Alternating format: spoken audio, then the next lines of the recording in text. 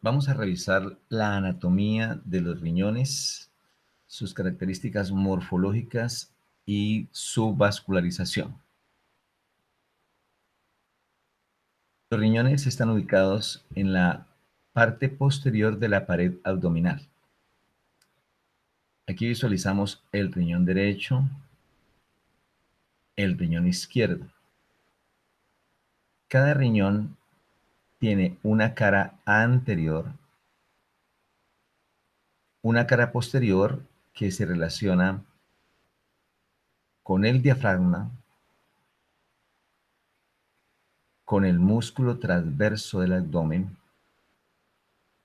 con el músculo psoas mayor y con los nervios de la pared abdominal posterior. El riñón tiene dos bordes, un borde medial o interno, que es convexo, que es cóncavo, perdón, y un borde lateral que es convexo. Presenta dos polos, un polo superior y un polo inferior. En relación con el borde medial ubicamos las estructuras del hilio renal. En ese hilio renal por donde cursan las estructuras relacionadas con el riñón, encontramos que la más anterior es la vena renal, luego la arteria, y la estructura más posterior corresponde a la pelvis renal.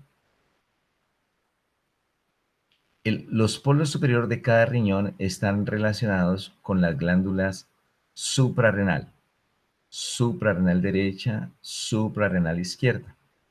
Y hacia la línea media vemos la vena cava inferior y la aorta abdominal. Y obviamente el riñón derecho va a estar más cerca, más relacionado con la vena cava inferior, y el riñón izquierdo con la aorta abdominal. Acá visualizamos el riñón. Aquí ubicamos la vena renal izquierda. Este es el riñón izquierdo y aquí vemos cómo con relación al polo superior del riñón vemos la glándula suprarrenal y vemos las venas suprarrenales drenando a la vena renal. En esta vista vemos, nos muestra las proyecciones del riñón, las estructuras con las que se relaciona.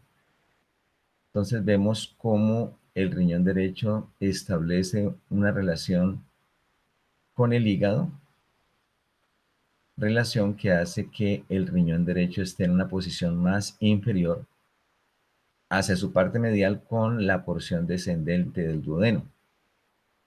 Y el riñón izquierdo, vemos cómo la cola del páncreas pasa por delante de él, ¿sí?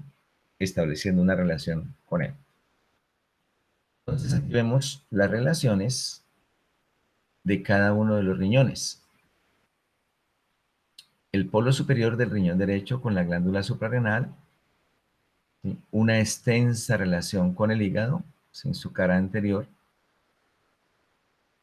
El borde medial con la porción descendente del duodeno, ¿sí? Hacia la parte inferior con la flexura cólica derecha, y el polo inferior del riñón derecho se relaciona con las asas intestinales. Asas intestinales. El riñón izquierdo tiene relaciones diferentes. Se va a relacionar con la cara posterior del estómago, con el vaso, con el páncreas, con el colon descendente y con una porción del yeyuno. Vemos que en su mayor parte los riñones son unos órganos retroperitoneales. Y observamos acá cómo el riñón derecho, nuevamente reiteramos la relación de la parte medial con la porción descendente del duodeno, y el riñón izquierdo a este nivel, más o menos la unión del tercio superior con el medio, con la cola del páncreas. En esta vista vemos cómo este es el lado derecho, el riñón izquierdo. Ya habíamos dicho que por la presencia del hígado, el riñón derecho es un poco más inferior que el riñón izquierdo, de tal manera que la cara posterior del riñón derecho se relaciona con la costilla 12 y la cara posterior del riñón izquierdo se relaciona con la costilla 12 y en su parte superior con la costilla 11. En su cara posterior vemos que ambos riñones están relacionados con el diafragma. ¿Sí? Desde adentro hacia afuera, la cara posterior se va a relacionar con el músculo psoas mayor, con el músculo cuadrado lumbar y con el músculo transverso del abdomen, músculos que hacen parte de la pared abdominal posterior. Nuevamente reiteramos esas relaciones. Entonces, vistas riñón derecho, riñón derecho con el diafragma. ¿Sí? La relación con ambos riñones están relacionados con el diafragma. El riñón derecho con la costilla 12, el riñón derecho tanto con la costilla 11 en su parte superior como la costilla 12, y las relaciones posteriores desde de medial hacia lateral con el músculo psoas mayor, con el músculo cuadrado lumbar y con el músculo transverso del abdomen. Vemos acá en esta vista posterior cómo, nuevamente para reiterar la relación, ¿sí?, de los riñones, el derecho con la costilla 12 y el izquierdo con la costilla 11 y con la costilla 12.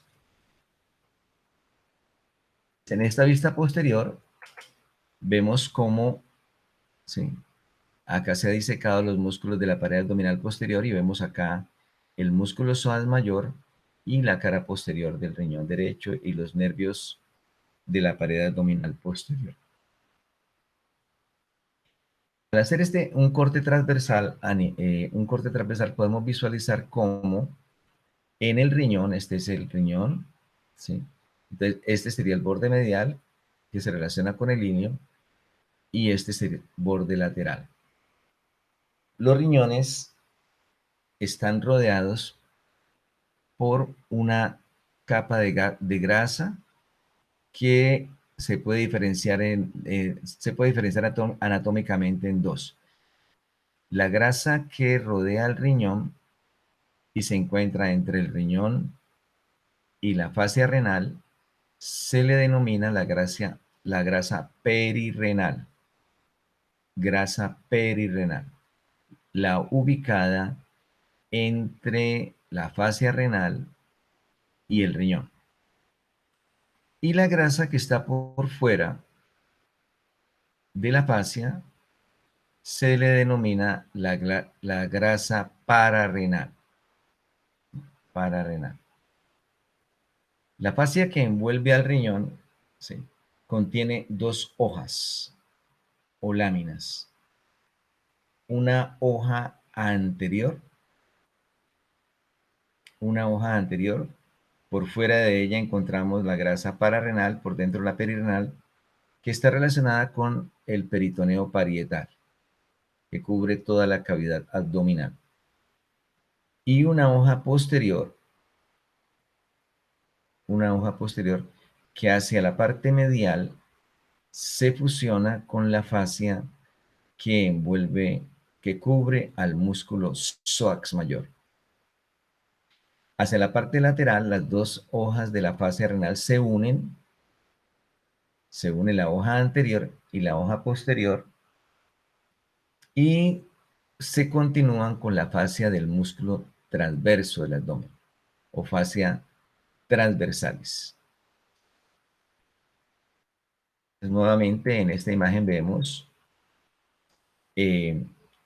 lado derecho, lado izquierdo, riñón derecho, riñón izquierdo. Entonces vemos cómo encontramos la fascia perirenal, la fascia pararrenal que se encuentra entre, la grasa perirenal, la grasa pararrenal, la una por dentro de la fascia y la otra por fuera. Y las relaciones que establecen por su cara posterior ambos riñones, de adentro hacia afuera, con el músculo psoas mayor, con el músculo cuadrado lumbar y más lateralmente con el músculo transverso del abdomen. En esta imagen vemos cómo los riñones están embebidos en una cápsula adiposa renal. De igual manera, vale la pena reiterar que cada riñón, recalcar que si habíamos obviado, está envuelto por una cápsula fibrosa que es la cápsula renal. Cápsula fibrosa, cápsula renal.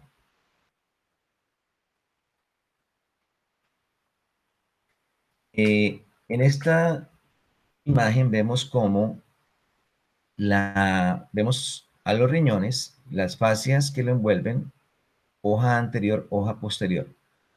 Y muy importante tener presente que hacia la parte superior la fascia renal se desdobla formando una celda que contiene a la glándula suprarrenal. De tal forma que la glándula suprarrenal está separada anatómicamente por esta extensión de la fascia, formando una celdilla que permite individualizarla. Cuando hacemos un corte del riñón, ¿sí?, podemos visualizar cómo está constituido internamente.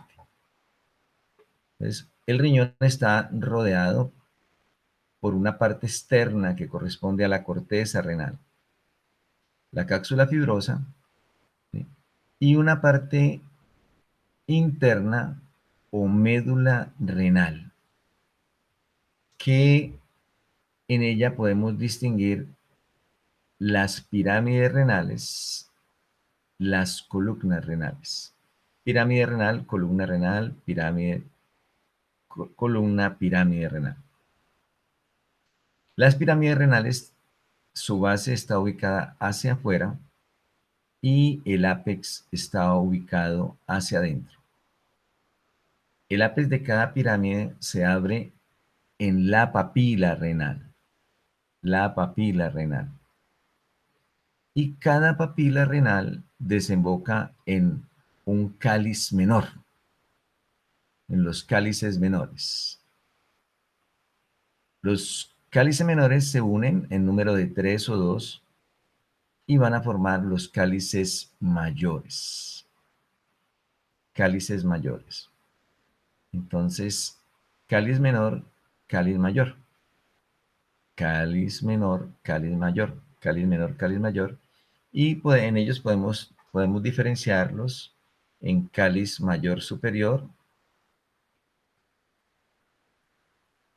cáliz mayor medio y cáliz mayor inferior, dependiendo del lado que estemos visualizando. Los 2 o 3 cálices mayores se unen y forman la pelvis renal. La pelvis renal. Y la pelvis renal se continúa con el uréter, ¿sí? El sitio en el cual se une la pelvis renal con el uréter se le llama unión pielo-ureteral y contiene el primer estrechamiento del uréter. Esto es el hilio renal por donde cursan la vena renal, la arteria y la pelvis renal, y el espacio que queda entre el parénquima renal y las estructuras que lo contienen recibe el nombre de seno renal. Seno renal. Entonces, en esta imagen, un corte anatómico, vemos nuevamente la corteza, vemos las columnas renales, las pirámides y la papila renal que se abre en los cálices menores. Cálices menores que convergen para formar cálices mayores. En este caso, dos cálices mayores, superior e inferior, que se unen para formar la pelvis renal, que se va a continuar con el uréter.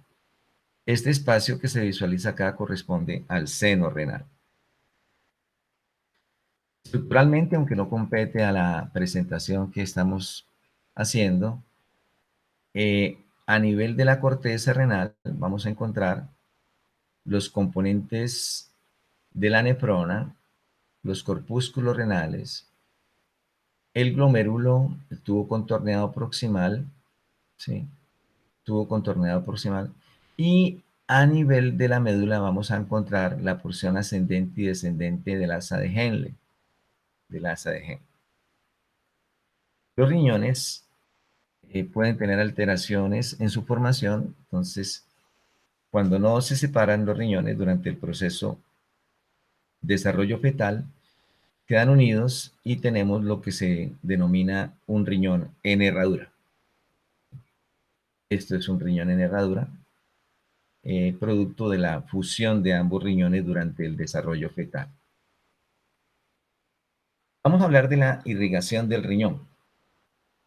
La irrigación del riñón proviene de las arterias renales.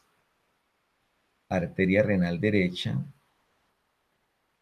rama de la aorta, y arteria renal izquierda, igualmente rama de la aorta. Entonces ya hemos mencionado que por delante de ella se encuentra la vena renal, y esta arteria renal aquí está emitiendo, cuando ingresa al hilio renal se va a dividir generalmente en una rama posterior y en una rama anterior. Se alcanza a visualizar la arteria renal. Entonces, la arteria cursa por detrás de la vena. La arteria renal derecha es por su ubicación, es de mayor longitud que la arteria renal izquierda.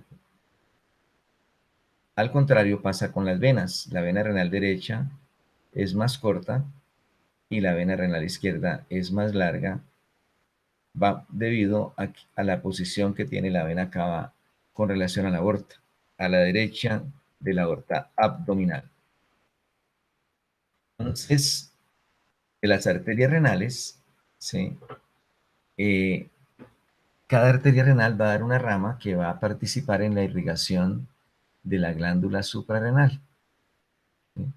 Entonces, recordemos que la glándula suprarrenal recibe ramas suprarrenales superiores que provienen de la arteria frénica inferior, suprarrenales medias y suprarrenales inferiores que emergen de la arteria renal. Generalmente cuando la arteria renal ingresa al hilio renal, ella se divide en dos ramas, en una rama anterior y una rama posterior. Rama anterior, rama posterior. La rama anterior se va a dividir en ramas segmentarias. Entonces, rama segmentaria superior o arteria segmentaria superior, rama segmentaria anterosuperior, rama segmentaria anteroinferior y rama segmentaria inferior.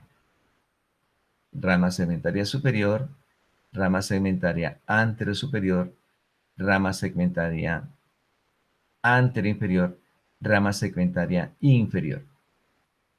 Y de igual manera, de estas ramas van a salir de la arteria renal, van a salir las ramas que van a irrigar la porción superior del uréter. Las ramas segmentarias se dividen en ramas interlobares. Interlobares, ¿sí? Y ya las interlobares se van a continuar como arterias arqueadas que van a irrigar la corteza renal. En esta imagen vemos la arteria renal izquierda, la arteria renal derecha. ¿Ya? Las arterias renales emergen por debajo de la arteria mesentérica superior, ¿sí? Y la distribución de esas ramas va a determinar que el riñón se divida en segmentos. Entonces, cada segmento corresponde a la arteria respectiva. Entonces, aquí estamos viendo la cara anterior del riñón izquierdo. Entonces, en él vamos a reconocer, y aquí estamos viendo la cara posterior del riñón izquierdo. Entonces, vamos a reconocer un segmento superior o apical, ¿sí? En la cara anterior, un segmento anterosuperior, en la cara anterior, un segmento anteroinferior y un segmento inferior. Tradicionalmente los libros, libros de texto de anatomía, describen casi en su totalidad la cara posterior del riñón como el segmento posterior. Y se menciona que esta parte del riñón es menos vascularizada. Pero los estudios que hemos hecho muestran que los patrones de irrigación son muy variables. Entonces, contrario a lo que se describe clásicamente de una arteria renal derecha y una arteria renal izquierda, se presenta con una relativa frecuencia variaciones en las ramas de las arterias renales. Entonces, aquí tenemos, por ejemplo, del lado derecho, ¿sí? Una arteria renal, ¿sí? Una arteria renal que se está dividiendo en sus ramas segmentarias, ¿sí?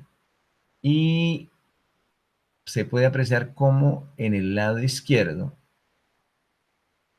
vemos que se presentan dos arterias renales.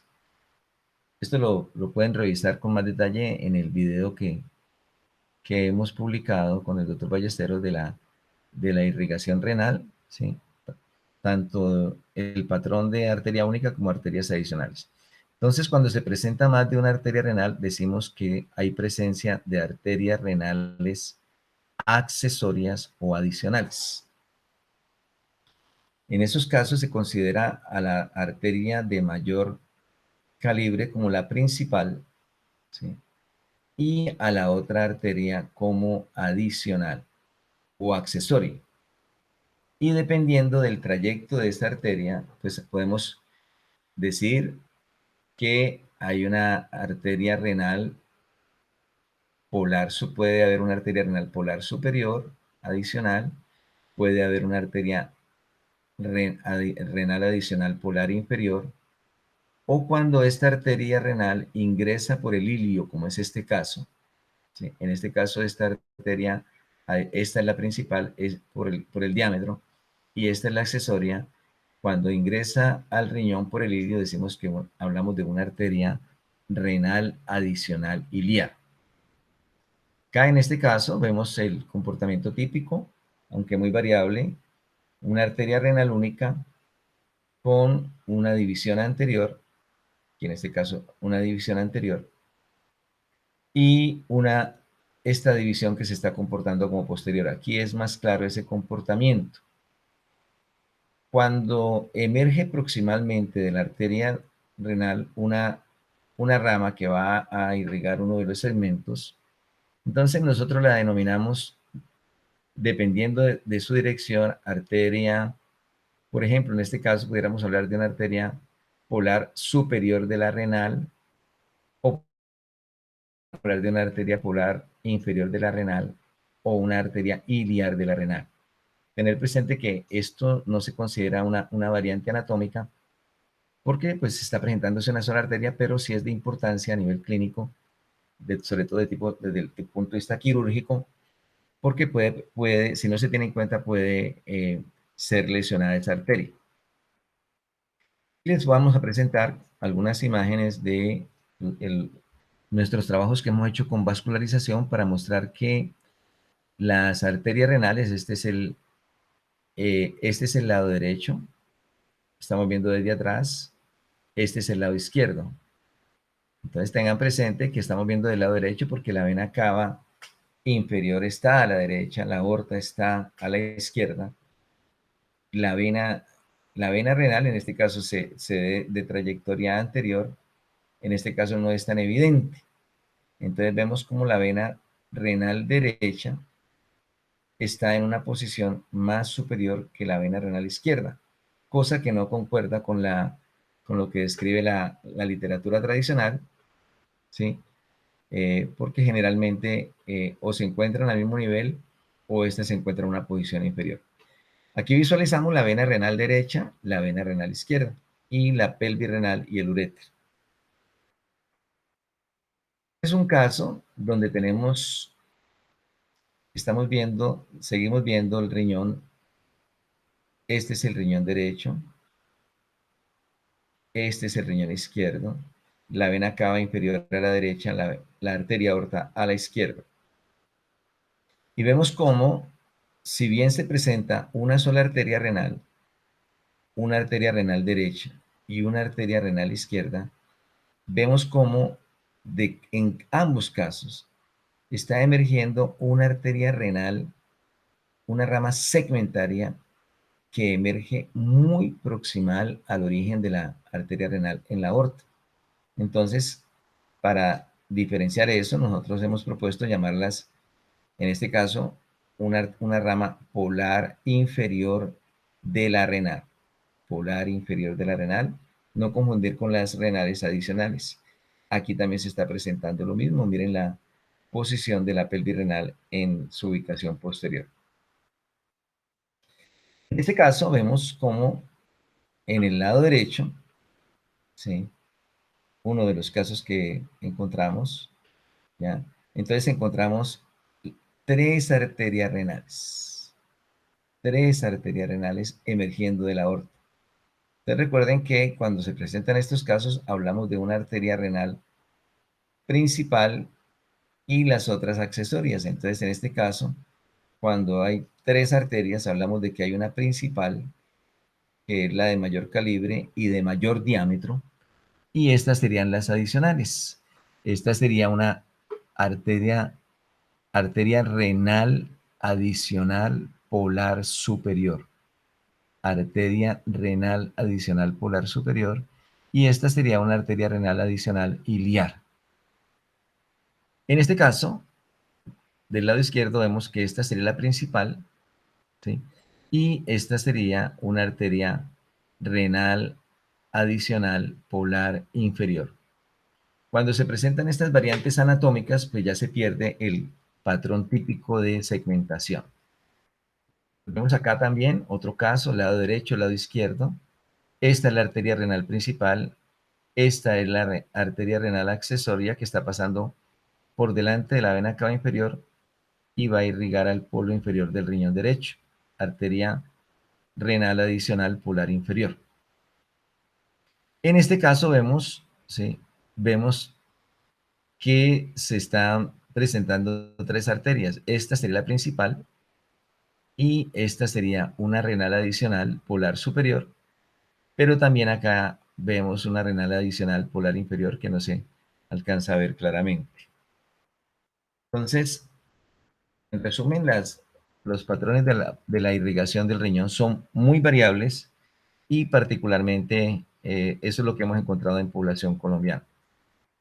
Las venas renales, sí, ya hemos mencionado que hay una vena renal derecha, una vena renal derecha, una vena renal izquierda.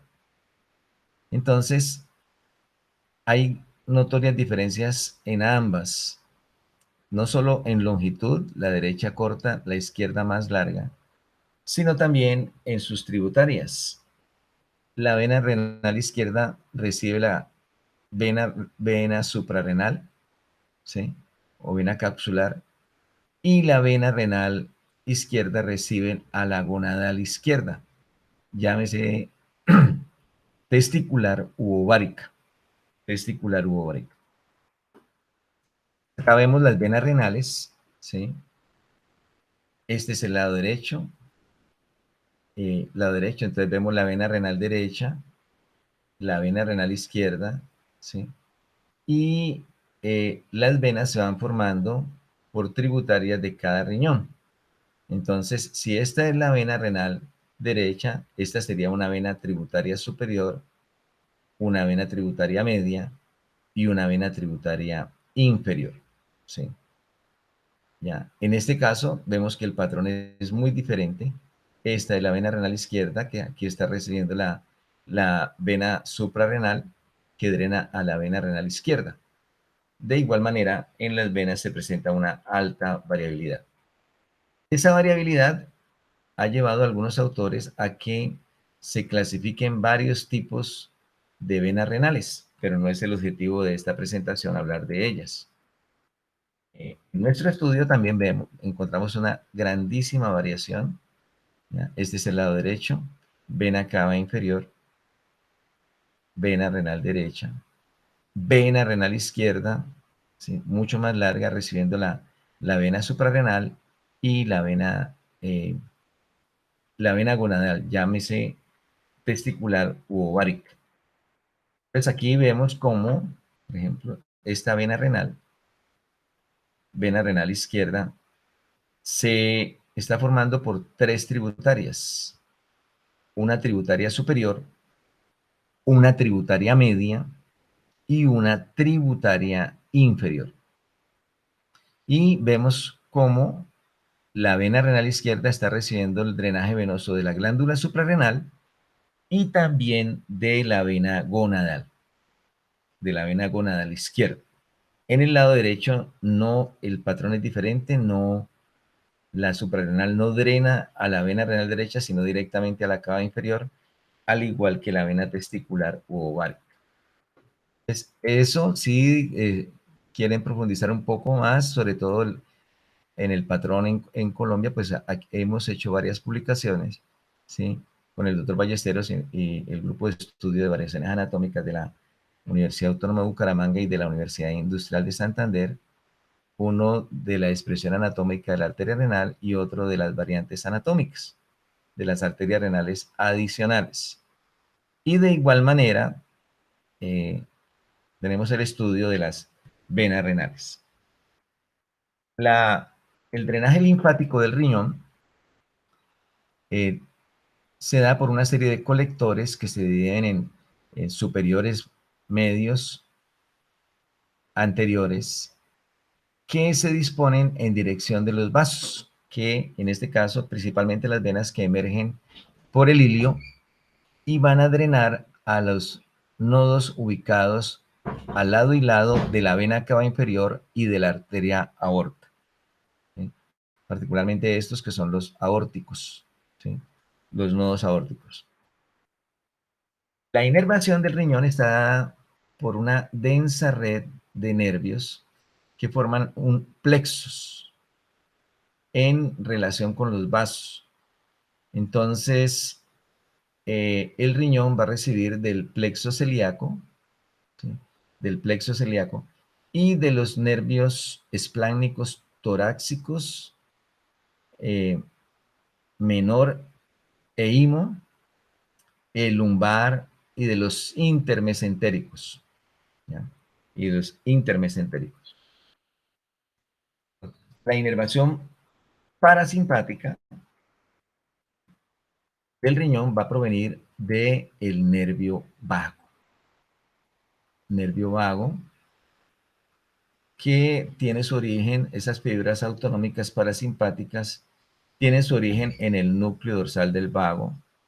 Su acción no es muy clara con relación a la función renal y las fibras simpáticas provienen de las astas laterales, ubicadas en los segmentos medulares T10 a L1, ¿sí?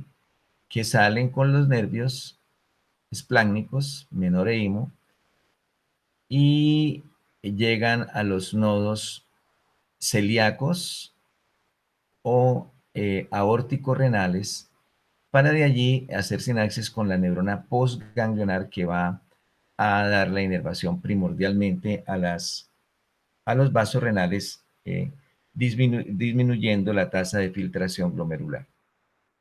Entonces, acá disminuyendo la producción de orina. Entonces, aquí está un poco más en detalle lo que estamos mencionando. La inervación parasimpática proveniente dada por el nervio vago, ¿sí? Dada por el nervio vago, y la inervación simpática dada primordialmente por el nervio esplácnico menor, que se forma por aporte de T10 y T11, y en ocasiones T12. T9, perdón, T9 y T10, ¿sí? Y el esplácnico imo que tiene aporte primordialmente de T12. Entonces, hacen sinapsis en los, no, en los ganglios renales, ¿sí? O cursan a través de los nodos celíacos e ingresan siguiendo el curso de las arterias, ¿sí? Eh, la, el curso de las fibras autonómicas es muy similar también al curso de las fibras sensoriales, de tal manera que el dolor del riñón se puede eh, referir a los dermatomas correspondientes a T10, T11 y T12 en la parte posterior, en la parte posterior en la parte posterior del tórax, y en el dermatoma de T11, de T12 a L1, particularmente también allí se refiere el dolor producido a nivel del uréter. Entonces, dejamos acá este componente para en nuestra próxima presentación hacer una revisión de la vejiga urinaria, de la vejiga y vías urinarias.